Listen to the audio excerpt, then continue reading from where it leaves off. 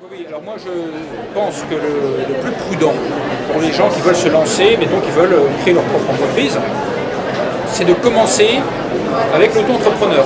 Sauf bien sûr dans les domaines qui ne sont pas ouverts à l'auto-entrepreneuriat, comme par exemple dans le domaine agricole, le domaine de l'agent immobilier.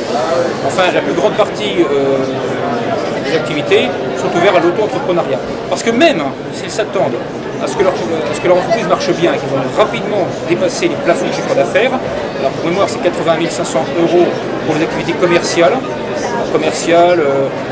hébergement, restauration.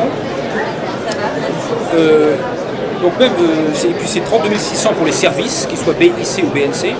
Même s'ils s'attendent à dépasser rapidement ce plafond, ils pourront rester auto-entrepreneurs au moins jusqu'au 31 décembre de l'année au cours de laquelle le dépassement a été constaté. Et après, le pire qui puisse leur arriver, c'est de retomber dans le régime de droit commun qui prévoit le paiement de cotisations forfaitaires minimales. Et à ce moment-là, ils pourront demander à passer en société, à créer une EURL, voire, s'ils ont des associés, une SARL. C'est tout à fait possible. De toute façon, ils n'auront pas de rappel de cotisation pour la période où ils étaient auto-entrepreneurs.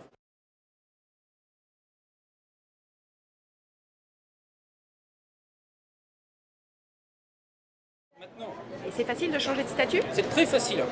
C'est très facile si l'on veut changer de... Alors attention, petite parenthèse, l'auto-entrepreneur c'est pas un statut. Attention, le statut c'est celui de travailleur indépendant. Quand je dis ça c'est très important parce que l'auto-entrepreneur est un régime simplifié de paiement de déclaration des cotisations sociales. Ce n'est pas un statut, ça veut dire, et ça c'est pour répondre à beaucoup de critiques qui ont été faites contre l'auto-entrepreneur relativement au manque de qualification qu'il présenterait, que le régime ne change absolument rien aux règles relatives à la qualification, à l'expérience, à la formation professionnelle et à toutes les règles spécifiques relatives à l'exercice d'une profession. Par exemple, des gens qui voulaient faire la remise, la petite remise, et qui avaient besoin de l'autorisation préfectorale, l'autorisation du maire, ça reste. C'est très facile d'évoluer.